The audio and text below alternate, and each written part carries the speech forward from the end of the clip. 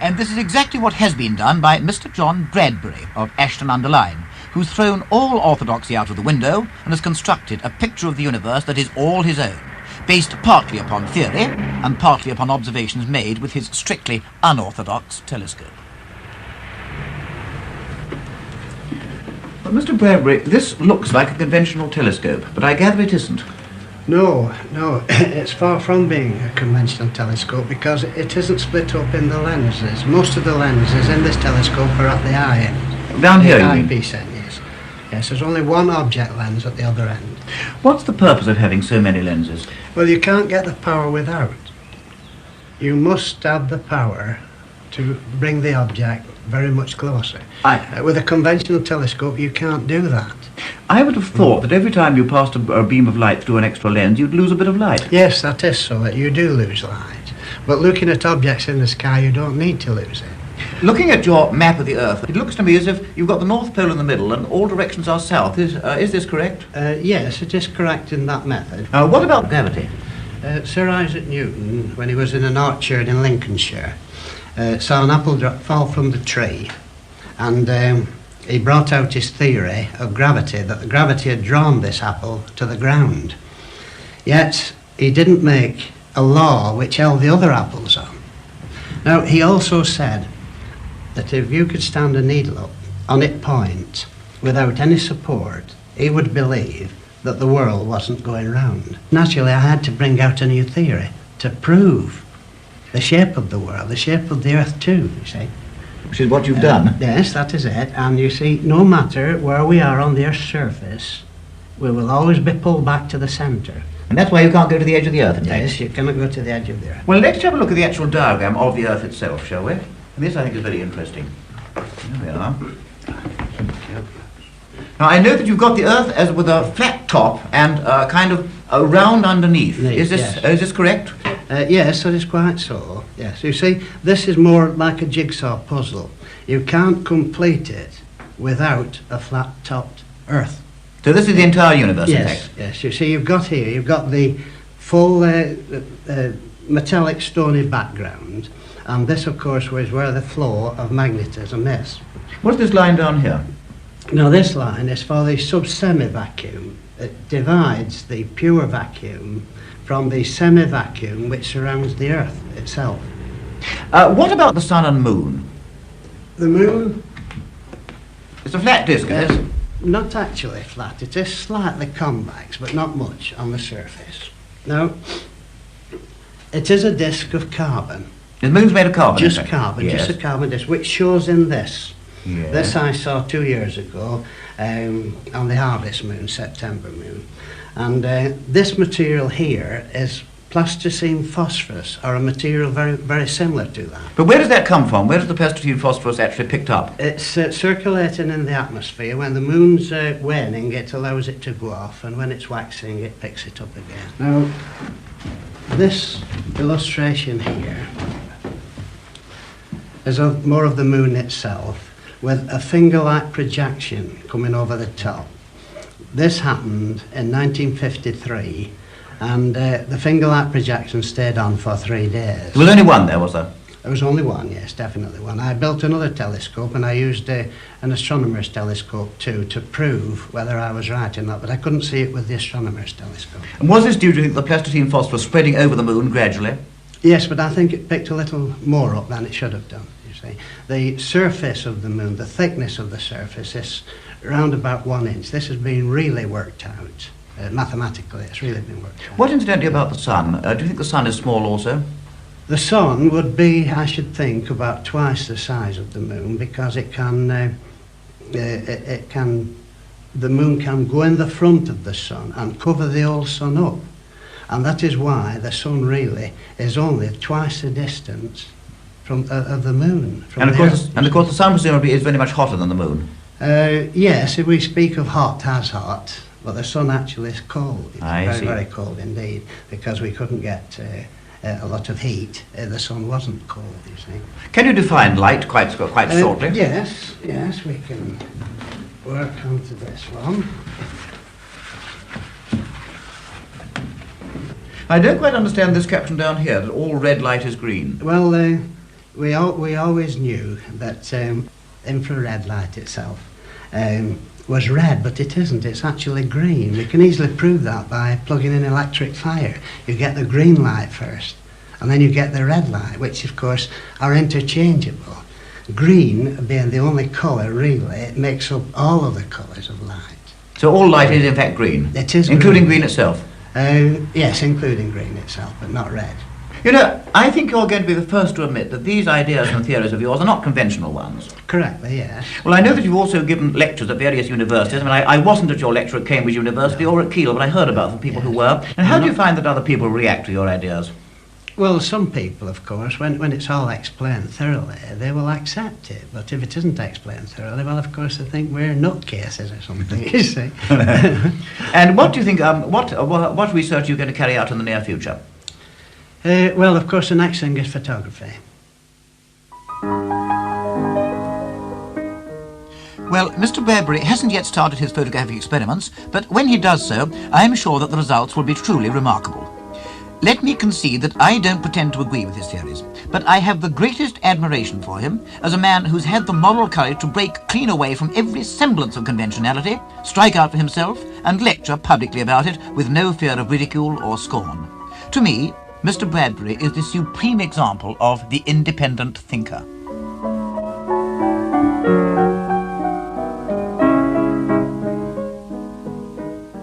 And so to Warminster. Another example of a man who interprets the evidence as he sees it is Mr. Arthur Shuttleworth of the Warminster Journal. He's written 2 books about flying saucers. He believes that we are being visited by alien beings and that one focal point of saucer activity is Cradle Hill outside Warminster town. Well, this is the first time I've been on Cradle Hill. It's certainly a very bleak kind of spot. Is this one of your most favourable observing sites? This is the best we found, Patrick, of all the high points around here. This is the most productive visually of these craft. Where do the saucers normally come from? Well, normally they come from due north. One finds them hovering over that particular copse, which is quite renowned now, really, that particular copse, because so many people have seen them here, you know. What would you say has been your most exciting experience up here? Well, I would say that the most unusual, as apart from exciting, the most exciting was when one of these small spheroids chased us through the copse, virtually. And we tried in turn to chase it, and it just went along there at a terrific pace. This was no bigger than a soup plate. Must have been a robot eye or a brain beacon, like a thinking beacon, which is sent down from the craft to make observations. The most exciting, to me, or the most unusual, was when we had 4 rather nice people from all over the world. One was Lady Marjorie Stewart from Australia, who's travelled all the way across here. Had there been myself here, I would have run away and thought, I'm mad. You know? We saw one coming in from about the southwest towards the copse, and when it arrived there, it delicately balanced upward like that, shot away, and as it shot away, imagine a battery of searchlights from the ground beaming up into the air. Stark, vivid colour. Well, instead of that, it was as though the battery of searchlights was in the air, and it formed a perfect arch of beautiful silvery light. Absolutely brilliant. We've seen northern lights from here on the distant horizon, fan-shaped, you know, bluey-white. But this was directly above us here, and it was vast. This terrific screen of light. How the military missed it, I don't know. We had no reports. But 4 of us saw these, and we all confirmed on tape, separately later, exactly what we'd seen, and it all concurred and confirmed one another, corroborated what we were seeing. In the midst of this, there suddenly appeared what I can only describe as 2 giant forms, aeroforms. Here again, this is where the great shock to me came, why it's the most unusual. And these forms were absolute silhouettes of figures. Long hair as though waving in the wind. No features visible, but the outline was there. The fingers, the robes coming down, everything outlined. One over that particular stretch of trees, one over that copse there. But here was the apex of this glorious battery, you see, of light. Very much like light prismatic or coloured window lights of a church beating down on a beautiful fluted organ pipe chamber. You know what I mean? There was that effect, and then these 2 beautiful figures. And of course, the figures had no character about them. They were so huge, and it was as though they were trying to embrace us. Little group of 4. One woman fell on her hands and knees, and she honestly thought this was the second coming. I'm not surprised. Yes, I'm not surprised. Yes. So that this is what I mean by my certainty that there's such a very thin barrier between things spiritual, things scientific. Providing one isn't pseudo either, yes, one can get at some strata of truth, I think. Well, it's a lovely evening at the moment. I can see the moon shining at us from up there, so we'll come back here this evening and just hope for the best. I hope so, yes. Of course, it's not as large as the normal type we get, but that we would definitely classify as UFO. You can hear, when a plane goes over, you'd hear the sound legacy.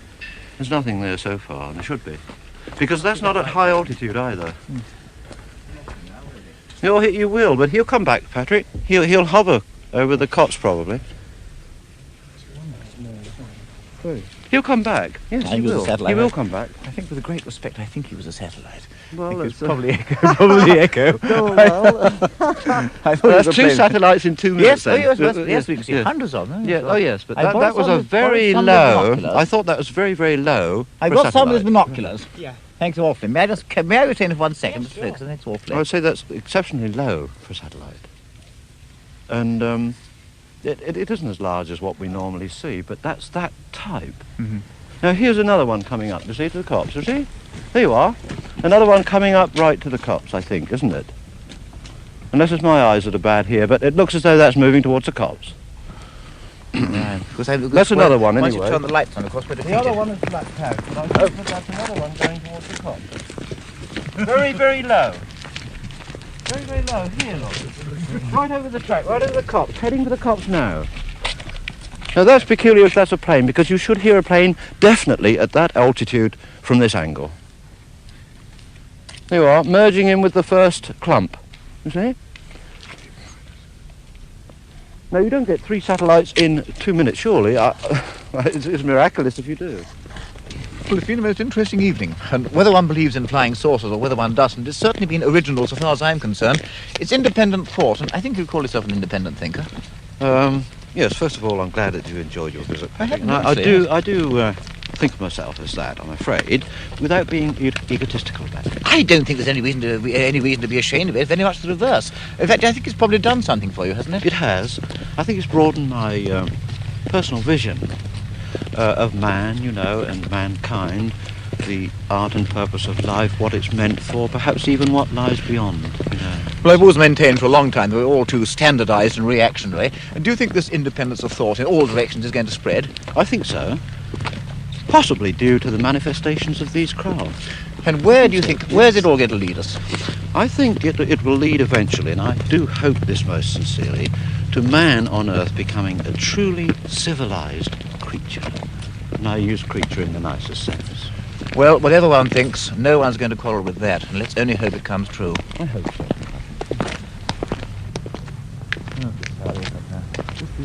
It's a lovely night. Beautiful night. Look over there, Saturn secondly. Now man may land, if he is able, upon the moon. The voice of Venus, according to Mr. George King, president of the Aetherius Society. Mr. King now lives in California and is, he explains, in constant telepathic touch with Aetherius, a powerful extraterrestrial being who lives on Venus and is always on hand with help and counsel. The Aetherius Society has its headquarters in the Fulham Road. When I went there, I was greeted by Mr. Robertson, who very kindly acted as the Society's spokesman on this occasion. This, I assume, is where you hold your meetings, yes, right? Yes, that's right. Yes. This, incidentally, is a model of a typical flying saucer that's very often seen in the skies of this Earth. It was actually taken from 2 photographs taken many years ago, one by a man named George Adamski in America. Yes, I remember him. And later by a boy called Stephen Derbyshire in the north of this country. Both photographs turned out to be images of the identical craft, and this model was made as a result of that. What about the name Aetherius itself? The word, or the name Aetherius, is a Greek pseudonym meaning the one who comes from space. It is a pseudonym given to a particular master from the planet Venus who regularly communicates to the Aetherius Society. So, in fact, Aetherius lives upon Venus? Lives upon the planet Venus, yes. You wouldn't then agree with the astronomers that Venus is a world where the temperature's too high for life to exist? I would say that it is possibly uninhabitable for life as we know it for the particular carbon-based cell body that man on this Earth has. What about the Interplanetary Parliament that I see mentioned so much in your publications? This is an organisation set up on the planet Saturn, which is the most advanced planet in the solar system, and there representatives from all over the solar system, except this Earth of course, meet and discuss policy and direct all activity within the solar system. Why should the Earth be excluded then?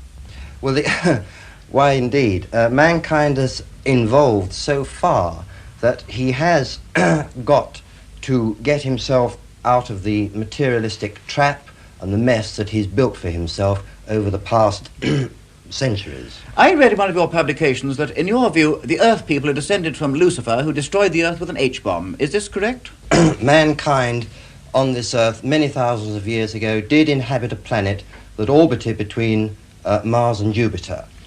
Through his deviation into the realms of material science, he blew that planet up. Today you can see that as the asteroid belt. I read one of your statements some time ago, a good many years ago now I think it was, that the Earth had been attacked by fishmen from across the galaxy who sent a flying saucer towards us with the idea of destroying us, and that the Martians blew it to pieces on the way. Is this correct? This is correct. Quite a time ago now, Yes. there was a planet in a solar system, the other end of the galaxy to what we are, did have an interest in landing on this planet, notably because most of its surface is water, Yes.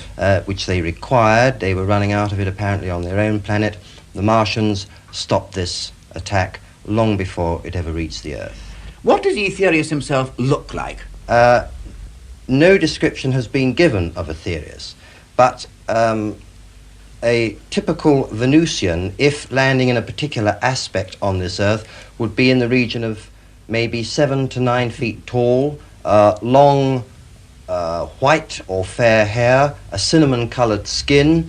Particularly noticeable would be the lack of any pupil to the eye. Their eyes do not work on a refractory principle like ours. And another curious feature would be that their feet would appear abnormally small to carry such an enormous structure. What then about the Saturnians? What do they look like? A Saturnian, by that time in evolution, one has gained such a status that you appear, as all men will one day appear, in his entirety. That is, an ovoid shape, like a large incandescent egg, maybe 40 feet tall.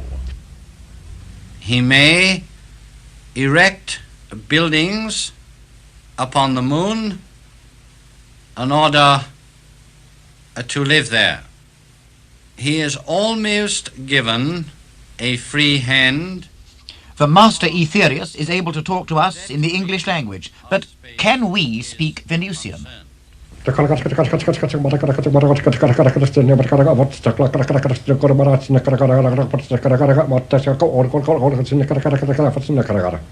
does that mean, actually? That means, how are all you? I am very pleased to see you this afternoon. How many languages can you speak? I can speak altogether 3 of the space languages. One is Venusian, the second is Kruger, the planet Kruger 60b, and Pluto. What about Plutonian? What does that sound like? Plutonian is what is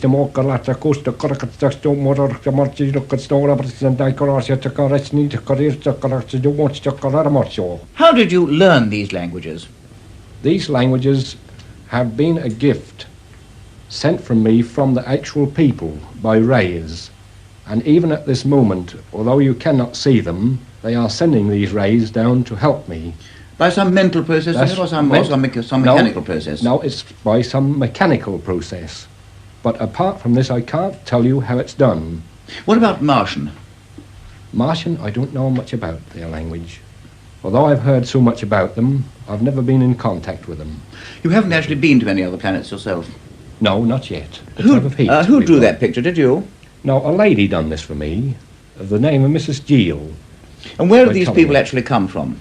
They come from the second planet from the sun Kruger, 60b. So in addition to speaking these languages, I believe you can also write them. This is correct, Yes, isn't it? I can write these languages. Could we see an example of their writing, do you think? Yes, certainly.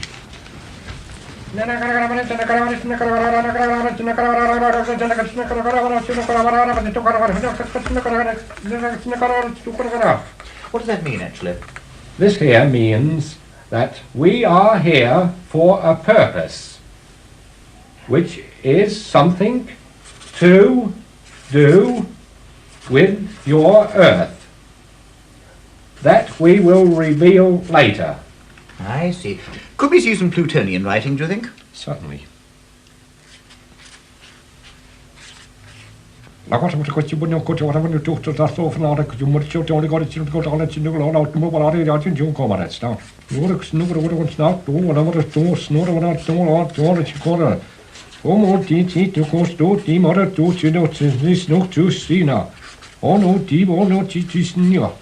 What does that mean, actually? This means, now they have written this here, a message to you. Before long, in 1969, we are going to show you proof. Patrick, they call you. Did you mind us here? Not at all, no, Patrick. far from it, no. We have we have watched you for a long time.